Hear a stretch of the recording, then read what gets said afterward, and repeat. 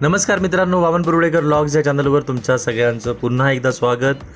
गेल्यावेळी जो आपण व्लॉग सुरू केलेला रत्नागिरी ते देवरुख व्हाया बाव नदी, त्या व्लॉगच्या दुसऱ्या भागात मी तुम्हाला आता घेऊन आलो आहे। पहिल्या भागामध्ये आपण प्रवास केलेला फिनोलेक्स कॉलेजकडून सुरुवात केलेली, त्यानंतर आपण जो मिरजुळे गाव आहे त्या गावातून जो रस्ता जातो त्या रस्त्याने आपण आलोत, हातखांबा मार्गे नाही आलोत। आणि आत्ता तुम्ही बघताय हे चंद्रावरचे जे खड्डे आहेत ते तुम्ही बघताय, आणि हा नॅशनल हायवे आहे।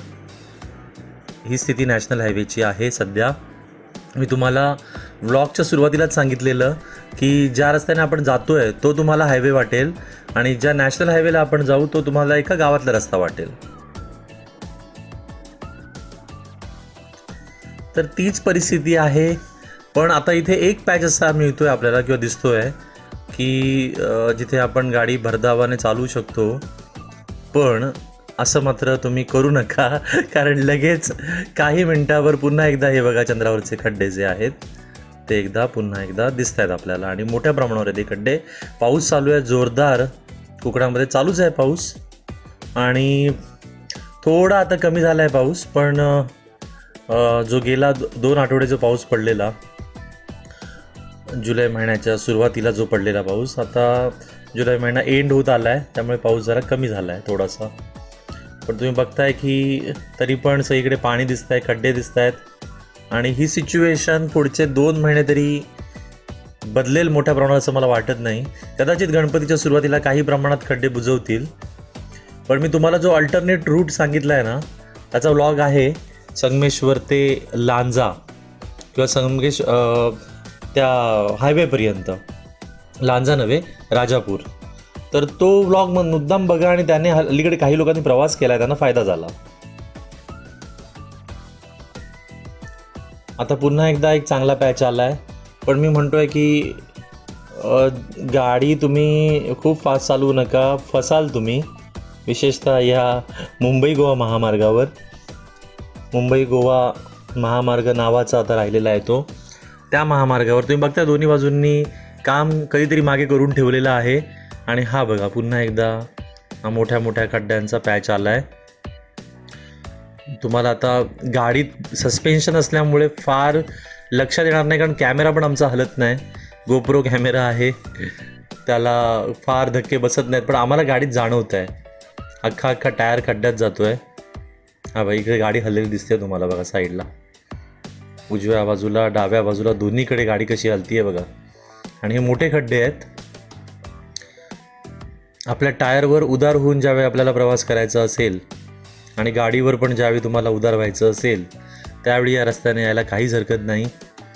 पण मी तुम्हाला जो अल्टरनेट रूट सांगितला आहे तो खरंच चांगला आहे।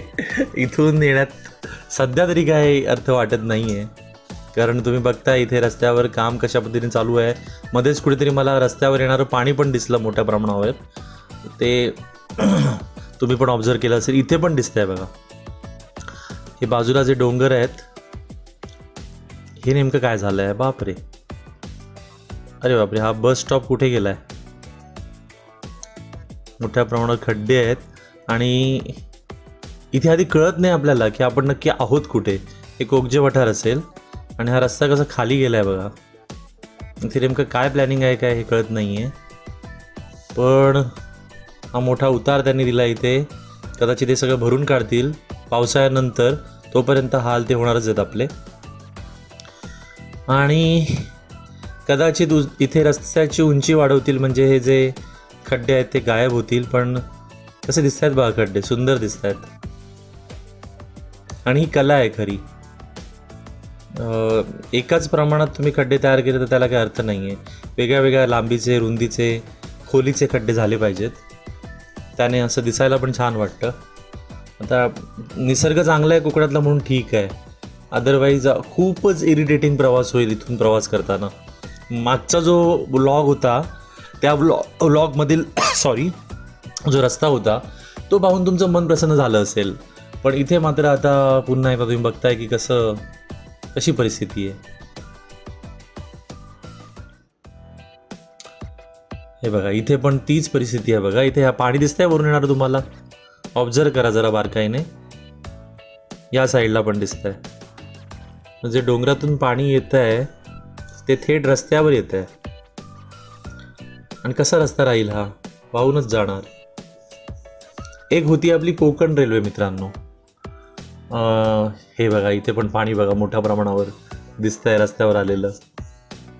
एक होती कोकण रेल्वे, ज्याला आपण एक अद्भुत चमत्कार मानतो. आपल्या इंजिनियर्सनी केलेला जबरदस्त प्रोजेक्ट. प्रचंड मेहनत घेऊन अनेकांनी त्यासाठी प्राण पण अर्पण केले. त्याचं स्मारक आहे रत्नागिरीमध्ये रेल्वे स्टेशनच्या समोर. या सगळ्यांच्या कष्टाने ते कोकण रेल्वे उभी राहिली. आणि आता काही वर्ष झाली त्याला. मी ज्यावेळी दुसरीमध्ये किंवा पहिलीमध्ये होतो त्यावेळी मी कोकण रेल्वेने पहिल्यांदा प्रवास केलेला. ती पहिली ट्रेन होती. सुरू झाल्या त्याच आठवड्यामध्ये मी प्रवास केलेला. पहिली ट्रेन अशी नव्हती, पण त्याच आठवड्यामध्ये मी प्रवास केलेला. आणि माझ्यासाठी तो पहिला माझा प्रवास होता. आणि त्यावेळी असं वाटलेलं अरे हे कसं काय टिकणार आहे सगळं. एवढं डोंगर दऱ्या पोखरल्या त्यांनी, एवढी मोठी मोठी ब्रिज बांधली आहेत. पण तुम्ही आज बघताय 2024 चालू आहे आणि अजूनही सगळा जो इन्फ्रास्ट्रक्चर कोकण रेल्वेने उभा केला आहे तो अजूनही दिमाखात उभा आहे. आणि इथे ही परिस्थिती जी बघताय तुम्ही कोकणातल्या सगळ्यात मोठ्या हायवेची, सो कॉल्ड हायवेची, ती बघून खूपच पदरी निराशा येते. नेमकं काय चुकलं आहे देवास ठाऊक. त्याचा ॲनालिसिस करण्या एवढे आम्ही मोठे नाही आहोत. जे कोण असतील ते करतील.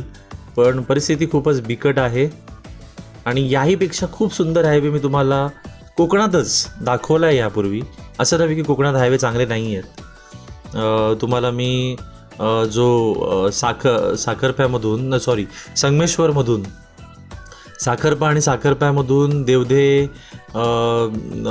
दाभोळे मार्गे जो रोड दाखवला राजापूरपर्यंत, तो रोड किती सुंदर रोड आहे बघा. आणि या रोडची परिस्थिती बघा.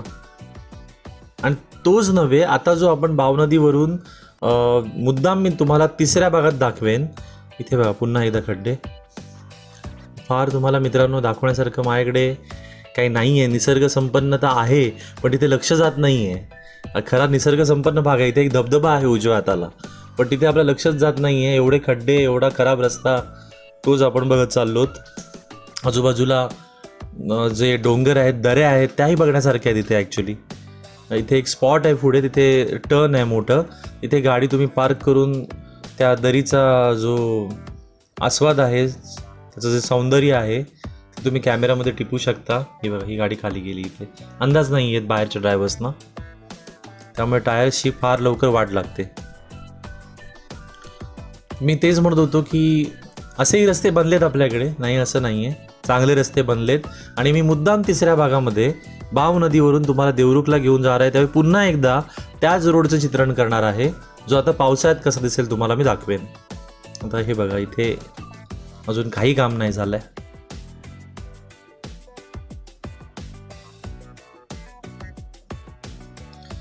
इथे तर परिस्थिती भयानकच आहे. आता आपण आलोत मित्रांनो शेवटच्या टप्प्यामध्ये. बाव नदी आली आहे. मी तुम्हाला निवळी ते बाव नदी एवढा जो मधला जो घाट आहे, पूर्ण निवळीचा घाट आणि पुढे बाव नदी, इथपर्यंतचा भाग दाखवायचा प्रयत्न केला. बाव नदीला पाणी प्रचंड आहे. या ब्रिजचं कामही अर्धवटच आहे. आणि ह्या ब्रिजला सडन टर्न घेतला आहे त्यांनी पुढे जाऊन. तुमच्या लक्षात येईल जरा पुढे गेल्यावर सडन टर्न घेतला आहे. तर हा इथपर्यंतचा जो भाग होता नॅशनल हायवे, तो मी तुम्हाला दाखवला आहे.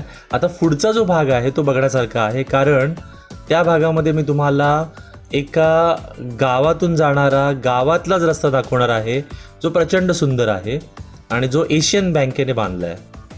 एशियन बँकेच्या अर्थसहाय्याने बांधला आहे. तो प्रचंड चांगल्या स्थितीमध्ये आहे गेली 3 वर्ष. हा बघा हा हायवे इथे सुरू होतोय आता.